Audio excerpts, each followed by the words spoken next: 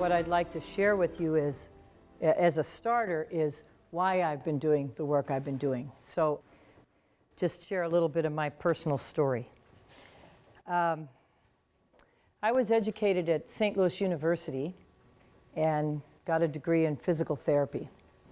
And when I got out of school, I had a job waiting for me, which is a dream come true, right? I mean, most people get out of school and spend a lot of time trying to find a job, but I was fortunate that there was a job waiting for me.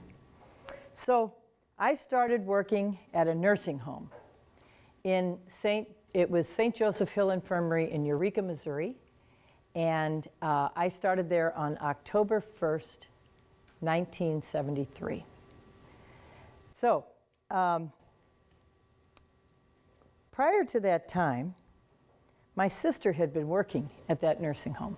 She came home, we lived on a farm, and she came home from college. She was at Mizzou, and she came home in the summers, and she worked there as a nurse's aide.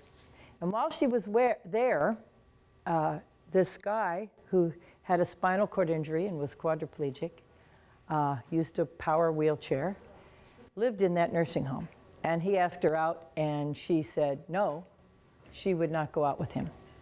So she came home and she told me this story, and I said to her, now you have to understand, I'm still in school, right? I'm still a student at this point. And I learned about how to rehabilitate people so they could go back into the world after they leave the hospital and the rehab center. And so everybody I saw was newly injured or sick or whatever, so I don't have an image. I'd never even seen a power wheelchair. So I don't have an image of anybody with a disability except maybe they're sick or they need rehab. So she tells me that he asked her out and she wouldn't go out with him. And I said, why not? And she said, because he has a disability. And out of my mouth came, so? And she said, so he has a disability. I said, well, what has that got to do with anything? She said, well, if I went out with him and he liked me, now my sister was hot. He already liked her. That's why he asked her out. But she said, if he liked me, I'd have to hurt his feelings and turn him down. And I remember thinking, that's weird. But it wasn't so weird. So October 1st, 1973 is my first day on the job, and the outgoing physical therapist is taking me on a tour, orienting me to the space. So at one point, toward the end of the tour, we're standing in a hallway, and I'm leaning against a wall, talking to him, and he's leaning against a wall, and he's looking at me. And behind me, I hear this word squeak, word squeak. Now, I didn't know what this sound was because I'm talking to Roger. And here comes this guy in a power wheelchair past us. And his hair is all slicked back, kind of like a greaser. I know we don't use that term anymore, but back then we did. Hair was all slicked back and about as long as mine is. And he's got his arm hooked over the armrest, the handle on the back of his chair, and he's driving his chair by. I didn't see his face. I just see this guy wheeling by. And he says, hi, Roger. And Roger says, hi, Max. And I go, Roger, was that Max Starkloff? And he says, yeah. Do you know him? And I said, no, don't know him. The next day, I hear this word, squeak. Here comes Max Starkloff into my office. And now there's no slicked back hair. His hair's dry. It was slicked back because he just had it shampooed. Now it's sort of all around his face, kind of long. Back in the 70s, guys wore their hair long. He had a beard. He comes in to my office, and now it's a different story. Here's this drop-dead gorgeous guy with wonderful eyes and a great smile. That's it, I'm done. I'm done. This is the guy for me. Some people say love at first sight is true. Some say no, it doesn't have it. Yes, it does. That's what happened. Thank God Mary said no. My sister Mary said no. I said yes. it was the beginning of a great relationship, and we were married 2 years later. We adopted 3 kids. We're living the dream. But here's what else is part of that story. What I didn't understand is that when I was, as a PT, learning how to rehabilitate people so they could re-enter the world, I didn't know the world was hostile to people with disabilities. I didn't know about the negative images that we have toward people with disabilities and what they can't do rather than what they can do. And I learned this from Max. He was in a nursing home, in his words, incarcerated in a nursing home. And the reason he was there was because our society didn't have accessibility, didn't have attendance, didn't have all the things that a person like him needed in order to live out in the community. It wasn't there. We didn't have curb cuts. We didn't have lifts on buses. We didn't have accessible housing. We didn't have a right to a mainstreamed education, both at the elementary, high school, and college level. We didn't have that. We had none of that. We didn't have a requirement to have accessibility in buildings or on planes. We did not have. It was okay for an employer to turn down somebody with a disability because they didn't want to hire a disabled person. We didn't have the ADA until 1990, and we're talking 73 when I met Max. I began to learn all this, and I thought, wow. And Max was out to change that. Max wanted to get out of that nursing home. Max wanted to live a full, productive life as a man who's married and is a father and has a job and is part of our society. Don't all of us want to do that? That's what we want. That's what our culture, that's what human beings do. They have families and they give to their community and they work and they have money to spend in the economy. But he didn't. He was incarcerated in a nursing home. So I signed up. Hook, line, and sinker. I was in. And I'm really glad I was, because I learned something about myself, but I also learned that if you really want to change the way a society works, if you want to change public policy toward a group of people, you can do it. Maybe we were naive back then, because everybody told us, you'll never have an accessible world. You'll never have lifts on all the buses. You'll never have a bunch of curb cuts. Wrong. But we didn't know that, and so we just went after it, and we got it. And the difference it has made, you heard Mayor Cruson talking about the contributions of the disability rights movement. Max and I were part of that at the very beginning of it. And we watched all these changes happen. And I can look back to then and see to now that the efforts we made in independent living to enable people with disabilities to have choice about what their life would look like and make decisions for themselves and be able to live out in the community as opposed to institutionalization, all that has happened. We created it so that it would happen.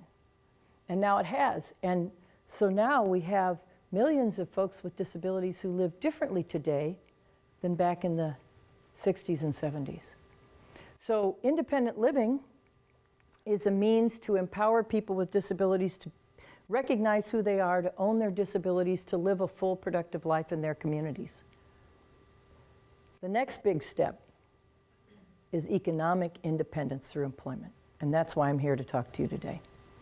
So before I get going, I'll tell you a couple of things. I have a PowerPoint, so I know what I'm going to say, and if you ask me a question in the middle of my talking, I'll get right back to it. So if you have a question that's burning, go ahead and stop me. I'd rather talk about what you want to hear about, what you came to hear about, rather than what I think you want to hear about. What we want to talk about today is employing people with disabilities, creating a culture within your company that is welcoming toward disabled people, and what are some suggestions for that. I don't have 150,000 suggestions for you. I'm going to give you some ideas today. But the first thing that I want to tell you is that I said economic independence is the next big step for people with disabilities. And I believe that, but I'm not going to get to my goal if you all aren't helping us. The disability community needs you guys. Because if you understand and if you're welcoming and if you want to include people with disabilities in your workforce, and if you can partner up with people like us who will help you do it. We're all going to get there. And one critical reason for doing this is that if you look at this chart, the line on the right, the blue line, is the rate of poverty for people with disabilities. If you look at all the people in poverty in this country, you will see that there's a lot of distinctions here. White people, women, African Americans, and Hispanic Americans, none of them are as poor as we are. 28.5% of the people who are living in poverty are people with disabilities. And disabled people aren't just disabled people. Disabled people are women, they're men, they're LGBTQ, they're African Americans, they're Hispanics, they're Asians. It's everybody. Some people like to say it's the only disability, it's the only minority anybody can join. It happens to be very true. It is the only minority anybody can join. And because, and it's not, the mayor said that 20% of our population is comprised of people with disabilities. Actually, that's an old number. The number is growing exponentially. We still have children who are born with disabilities, people who become disabled through accident or illness. We have seniors who are growing older, and a lot of us are not retiring.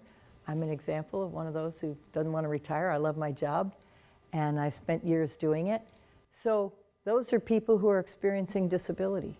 So we need to understand disability as an economic issue and a civil rights issue. It's not a medical issue. It's not a medical issue. You're only in the presence of a doctor or a rehab center for a small period of time. The rest of the time, you're a citizen living in the United States. And you need to be fully engaged in what's going on in our society.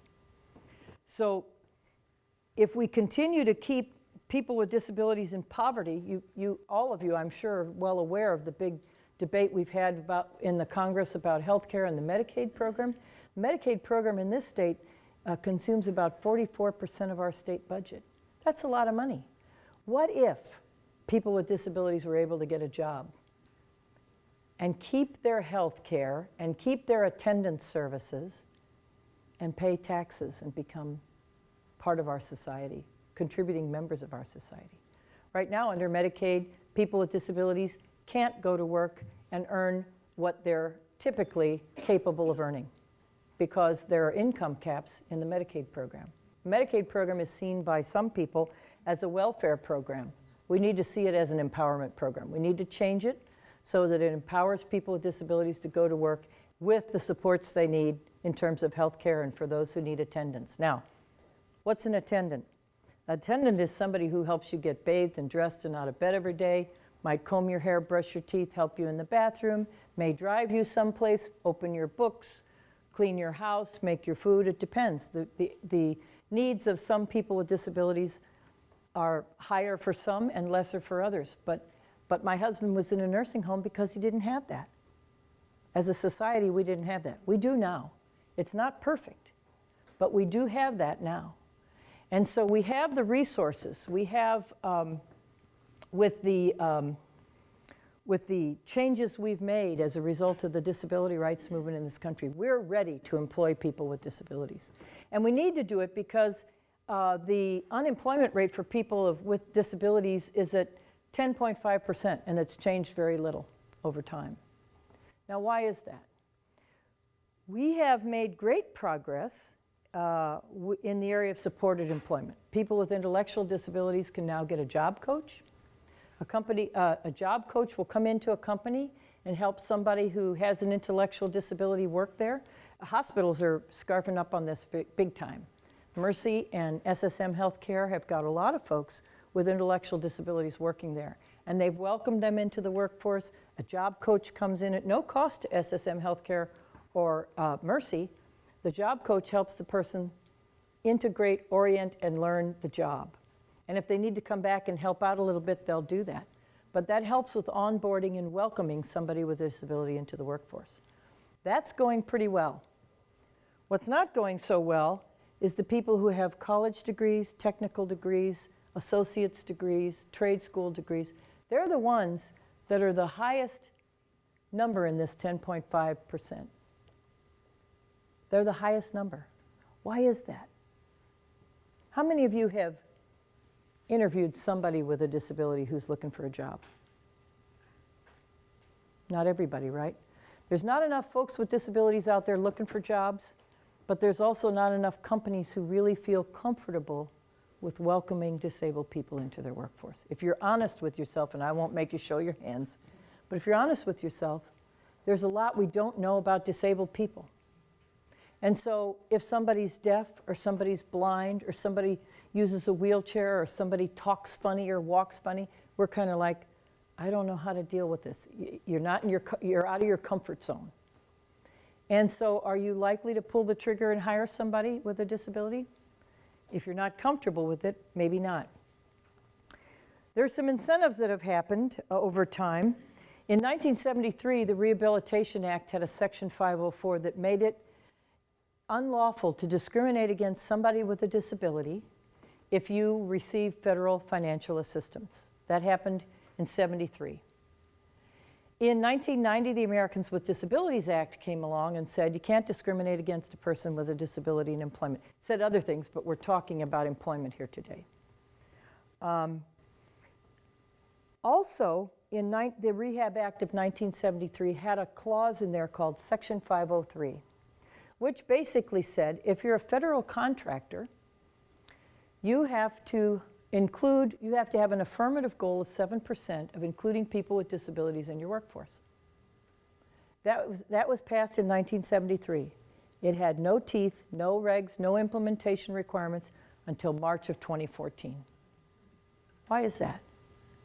I'm not so sure. But we sunk our teeth into it starting in around 2013 and saying, this isn't right. There's a lot of federal contractors out there that we need to put some implementations because there's places people can work. We have lots of federal contractors in this region. How many federal contractors are sitting here right now? So it's an untapped talent pool. You have the federal contractors under 503 are being encouraged, incentivized, because they have to do an audit every year. The Department of Labor is saying, come on, hire them. And I'll tell you later some of the other things about it. But what we've spent a lot of time over the last 40 years doing is laying a foundation for change. So we do now have curb cuts. We do have lifts on buses. We do have access to education. We're opening up housing opportunities more and more through universal design. We have the Americans with Disabilities Act. We have college and universities that are increasingly including more people with disabilities in their student populations. And employers are seeking a more diverse work group. How many of you have diversity and inclusion officers or policies in your companies? How many of you? Okay. So that's pretty important, and that's a growing change that we are very aware of, and we want to try to help companies do this because now we've achieved a lot that we didn't have 40 years ago.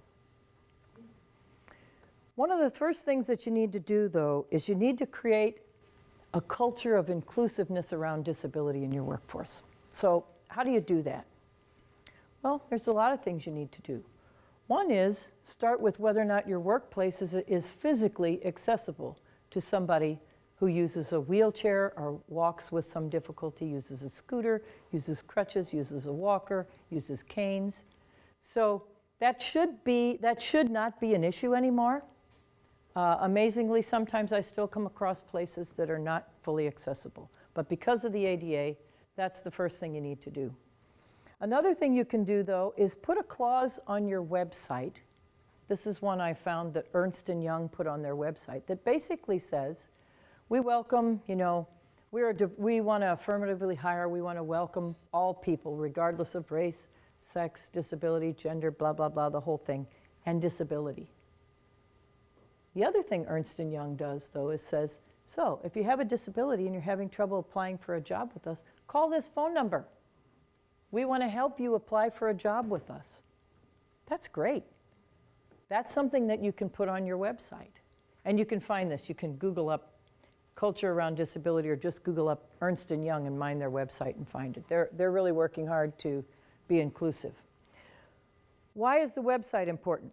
Most companies today, particularly the larger ones, have an online application process. You just don't walk up to somebody and say, hey, Celeste, I'm looking for a job, how about hiring me? That's not how most people find jobs today. Companies want you to apply online.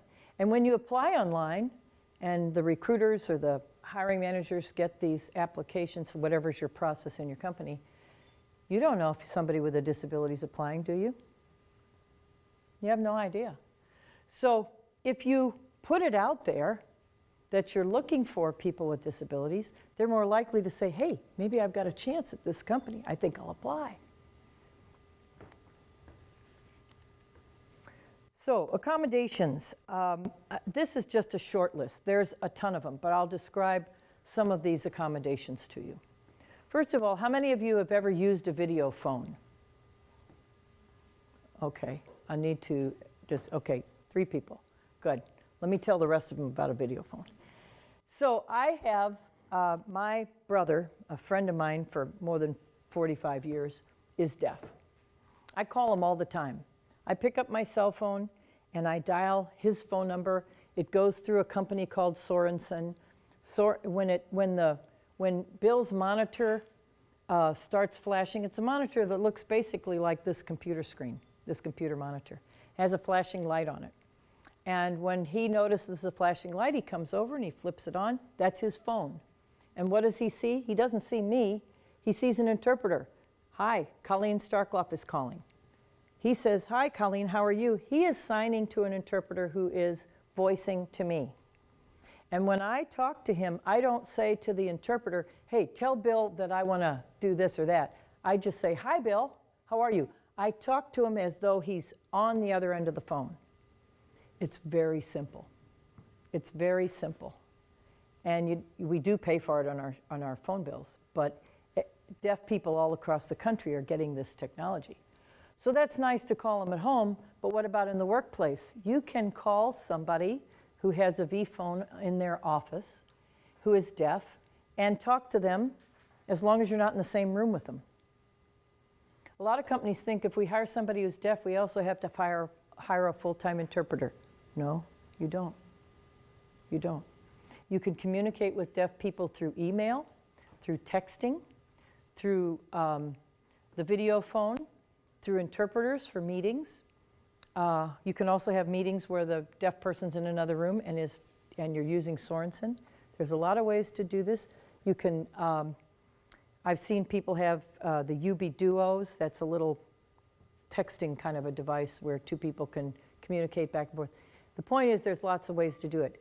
And as in the case of my brother, I talk to him. I read his lips and I watch his body language and I understand his speech.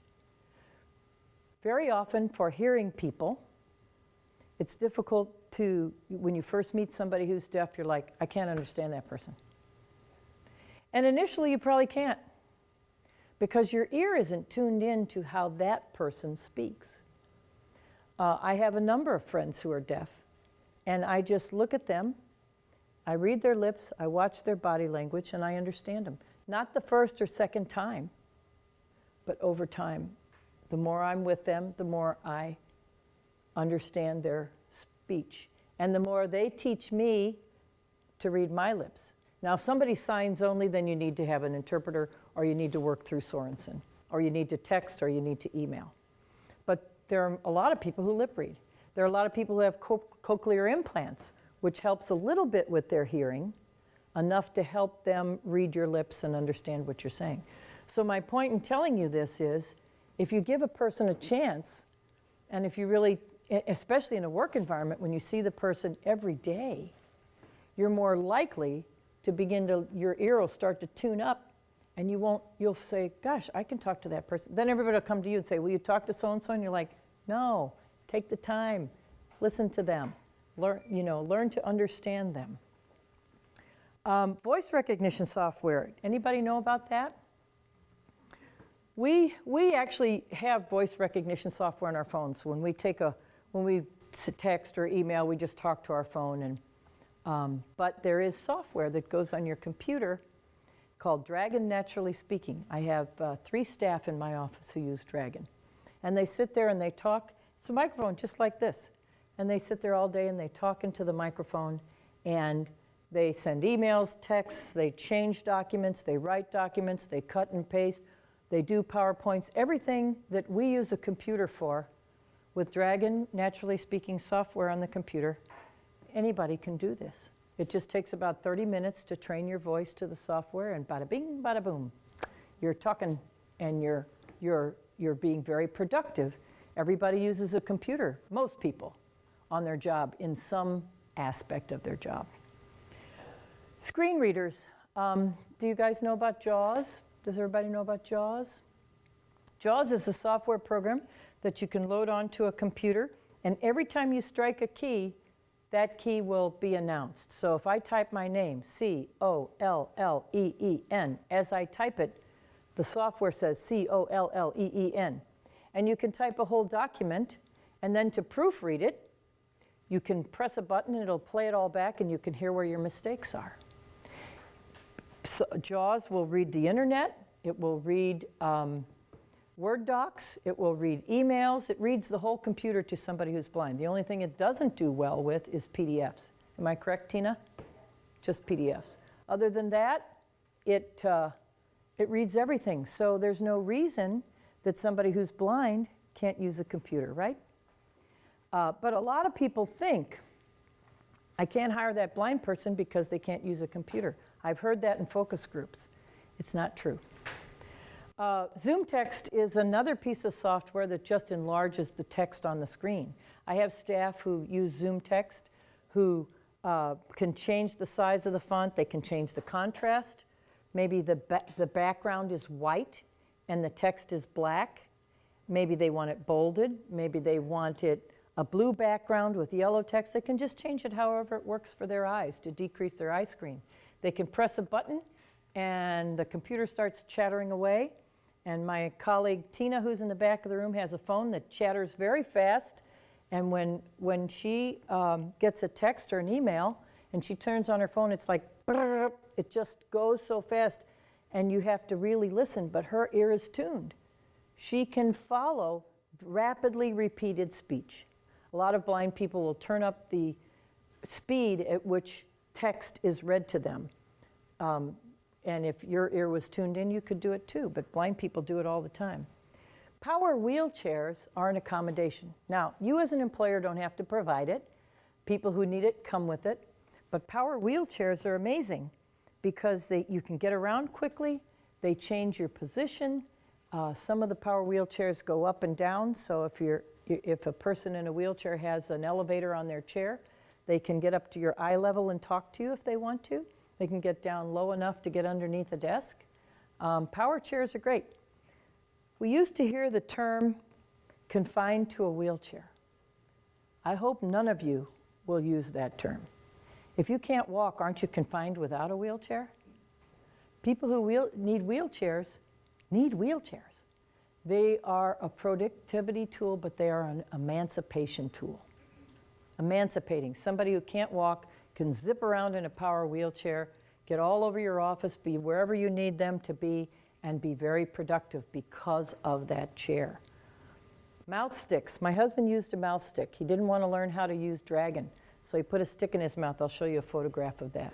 And he typed with it. Anybody seen a Braille note? A Braille note is a small computer that has Braille on it. So you could put a flash drive into a Braille note. Let's say you had meeting notes that you wanted to give to an employee who's blind, and they needed to read up on that. They could either put the flash drive in their computer, and JAWS would read everything to them, or they could bring their notes to the meeting, pop it into the flash drive, and there's a little bar across the bottom of the computer, and as the person pushes a button to have the document read, and they just have their fingers there, and the Braille is just popping up and down on this little strip. It's amazing. And people can also type notes in there using Braille and then read them back to you. Fabulous. Just carry it along wherever you want to go, to meetings, to take notes, whatever.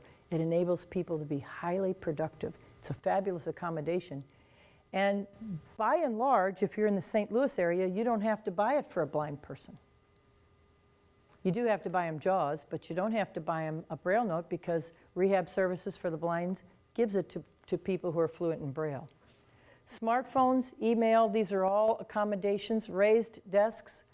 My staff have raised desks. We have kind of fancy raised desks, but for your company, you can put 2x4s under a desk, if you like that look. Talking microwaves, that's just a smattering of some of the kinds of accommodations. There's tons out there. This is one of my staff, and he talks all day long. See the little microphone reaching over? He does absolutely everything on his computer, absolutely everything. This is the mouse stick. There are people who still use mouse sticks. My husband used one all of his disabled life. He was disabled 52 years, and he was faster typing out with the mouse stick than I was, and more accurate than I was with my fingers. So let's talk a little bit about how to welcome. Another part of your culture, your welcoming culture of disability, is to welcome people with various types of disabilities into your workforce. So let's start with deaf people. For some reason, hearing people are afraid of deaf people. We just are. It makes us uncomfortable if somebody's talking to us and we can't talk back, or we think we can't talk back, right? When somebody who is deaf is in your employ, the first thing you want to do is ask them what's the right accommodation. You should ask anybody with a disability that question, because they know. They know what works for them. They know how to be productive. They've learned all this because they're the one who has the disability, and they're the one who's needed to learn how to be accommodating and be accommodated. But with deaf people, sign language is appropriate, lip reading is appropriate. You can write a note, you can use a video phone, you can text them, you can use the UB Duo, and you can just learn to understand them. And the other thing I want to point out with people who are deaf is when you're talking to someone who's deaf and there's an interpreter there, do not look at the interpreter. We have a tendency, if somebody's talking to us, we look at them, we make eye contact with them. But with deaf people, it's disrespectful if you look at the interpreter, because actually the interpreter is just helping the deaf person talk to you. So please, look at the person who's deaf. And it takes a little practice until you get used to it. You might be going like this, looking over at the interpreter.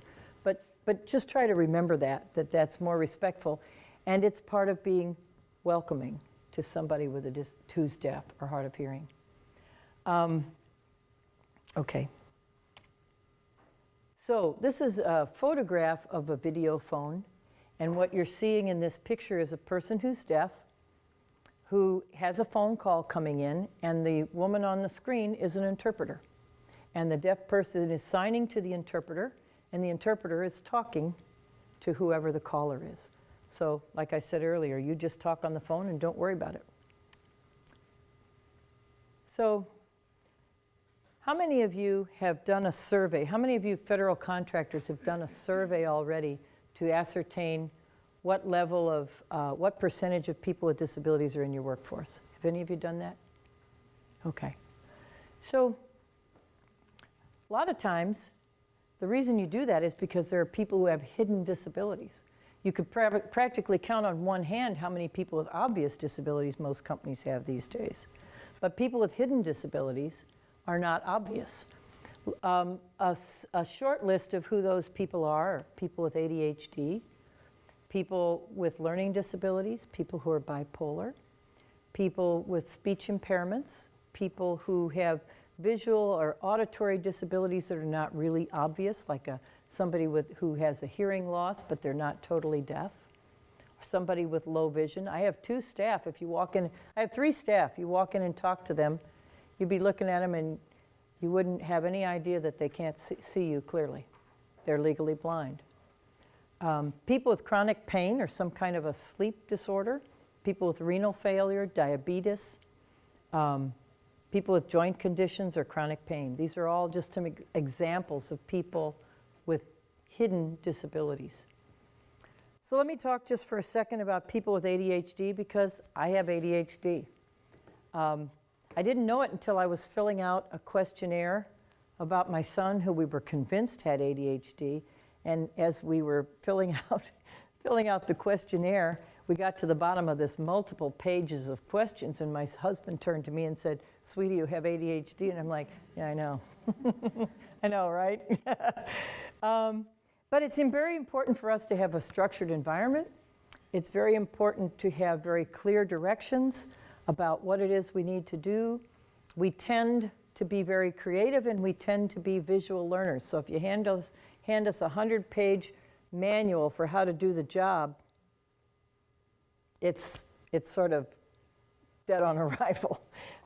It's easier for us to, because we're visual learners, to just be shown how to do a job or to job shadow.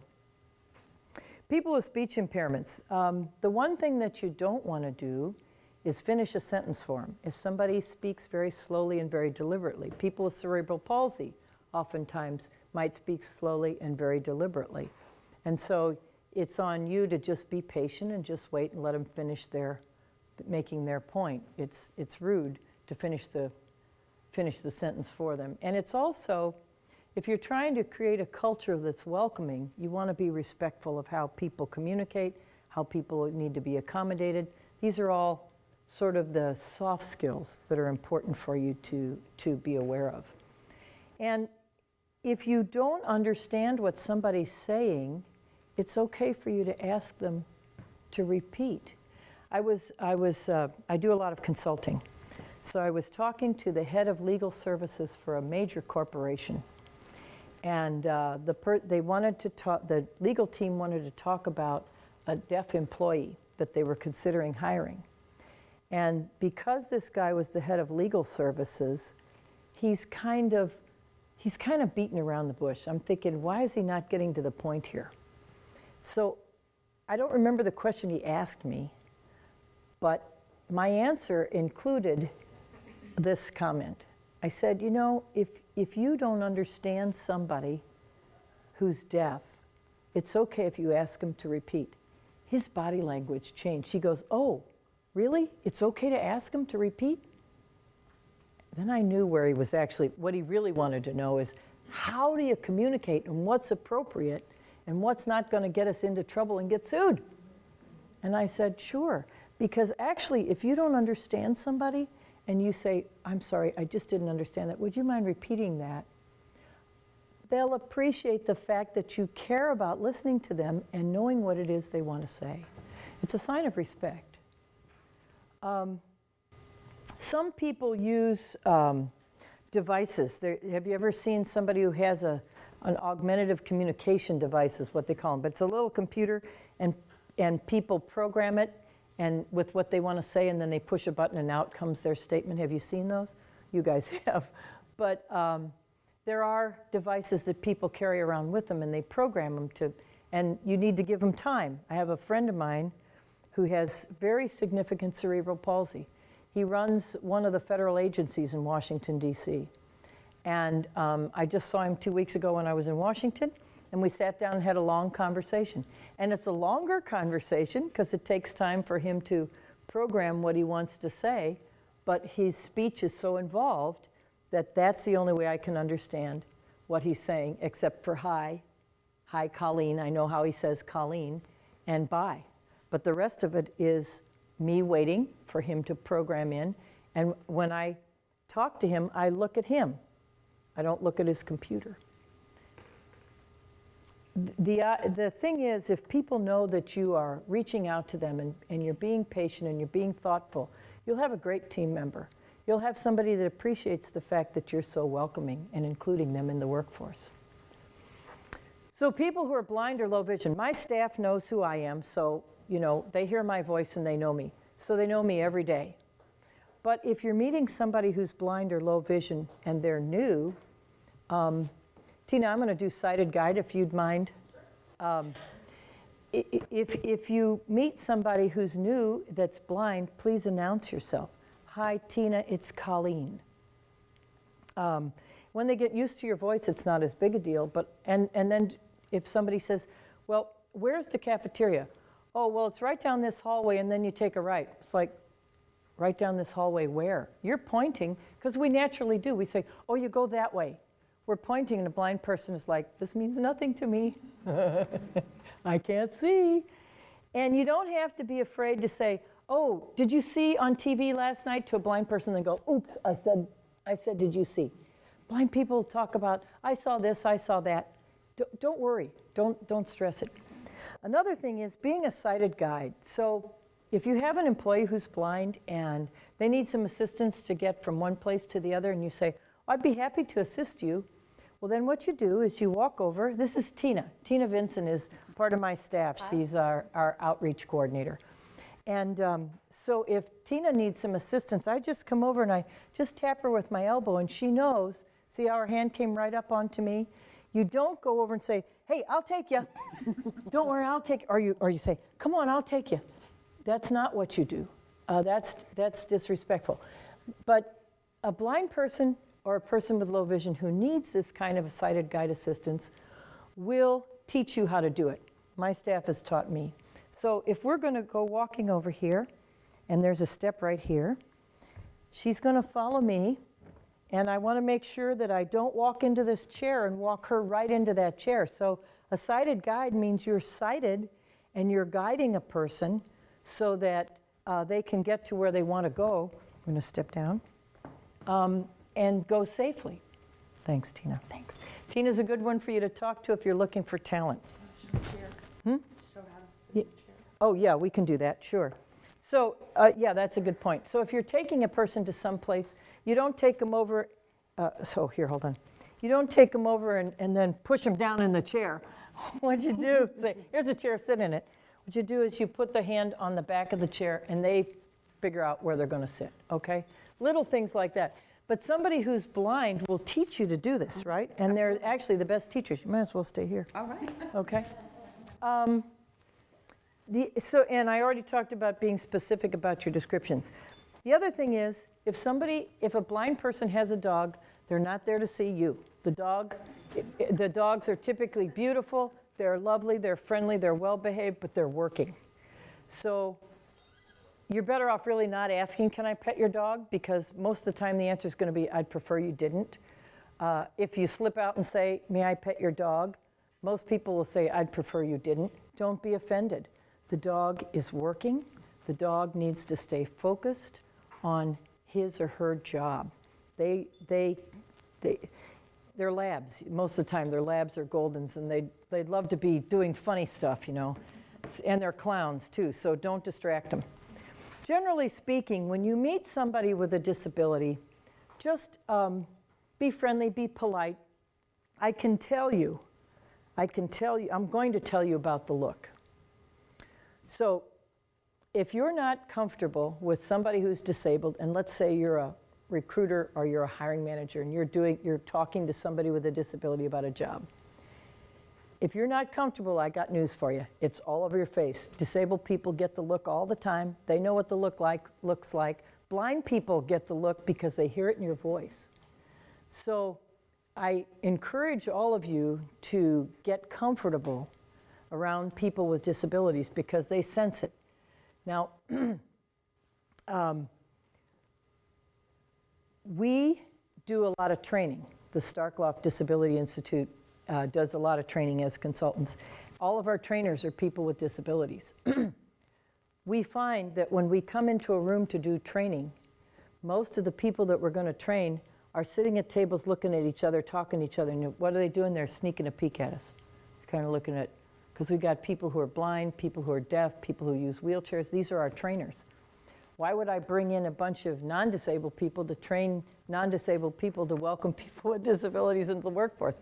That's like having a man teach women's studies, or a non-disabled person teaching disability studies. You know, I actually have a staff member who teaches disability studies. I showed you his picture earlier. He was using the dragon. And that makes it more real when we bring in people who really have a disability.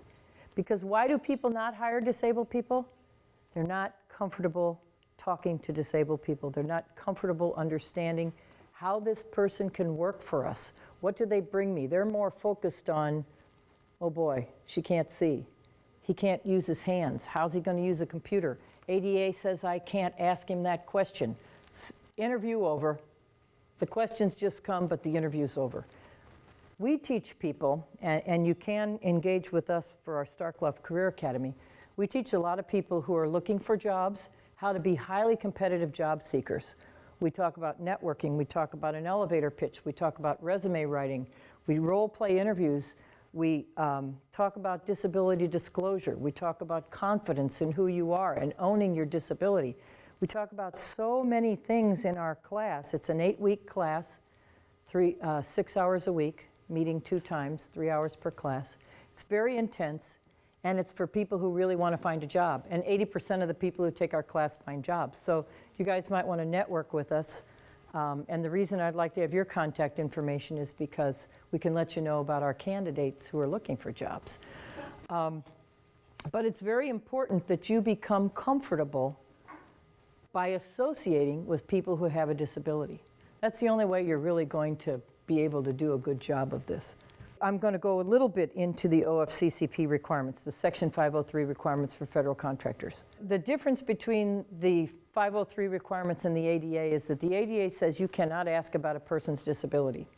The 503 requirements say, well, you can ask a person to voluntarily disclose that they have a disability, and that's how you can figure out how close are you to your 7%.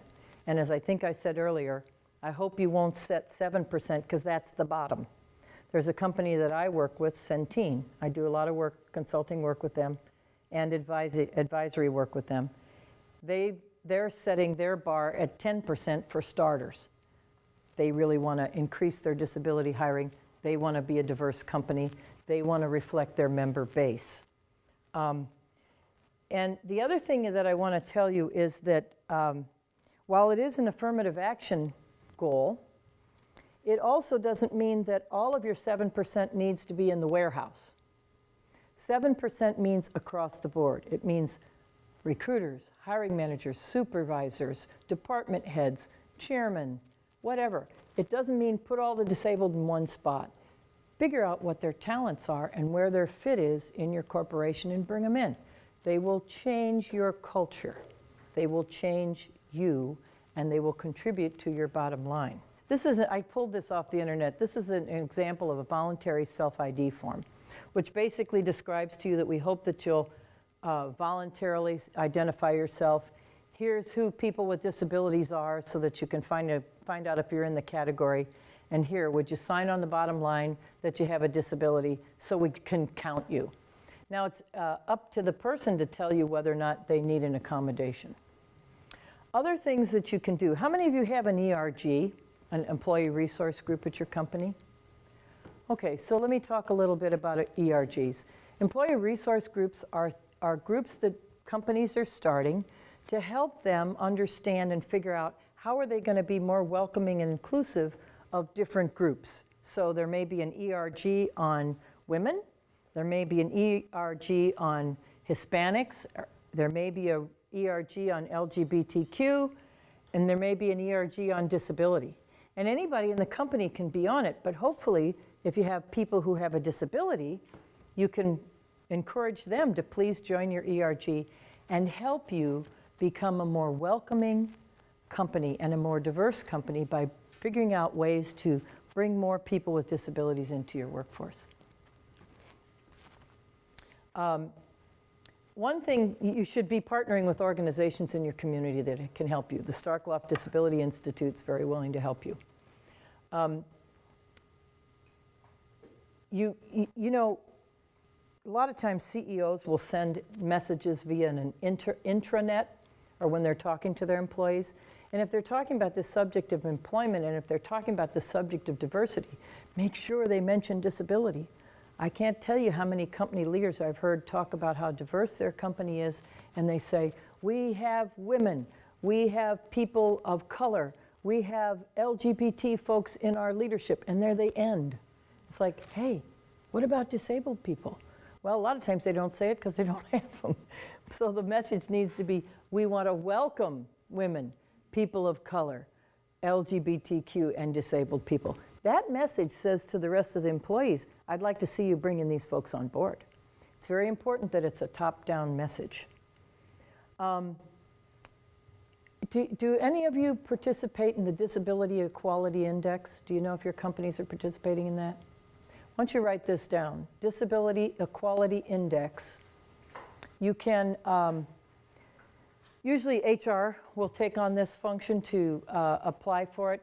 You can apply to the US BLN, the United States Business Leadership Network, or the American Association of People with Disabilities, and you can get the form, tell them that you want to participate in it, and get the form. And I think it's about 100 questions, but it's like a checklist of what are the things that you can be doing to be more welcoming. And you know, one thing, you can also put Braille on your business cards and on your products that you give away to people, have those brailled. You can get stickers that are brailled. You can put positive messages about people with disabilities on your intranet. These are things you can do to be more welcoming. But the biggest thing you can do is hire, retain, and promote people with disabilities. We have a consulting business. You can call us up. Did all of you get the handouts we gave you? That gives you information about our consulting business. We're happy to help you. And I just think it's important to understand that there are more and more people with disabilities who really want to be hired. They're just tired of getting turned down. And if you want to know the rest of my story about Max Starkloff, there happens to be a book called Max Starkloff and the Fight for Disability Rights. You can get it at the Missouri History Museum, or you can get it on Amazon. Partnering with local organizations is a good idea. There's a number of them here. The Starkloff Disability Institute's here. Get to know Voc Rehab. Those counselors have a lot of people looking for jobs. There's workforce development boards. There's a lot of places that are willing to help employers find jobs. That's why we're all here today. So I want to thank you very much for being a very attentive audience, and we'll be in touch with you.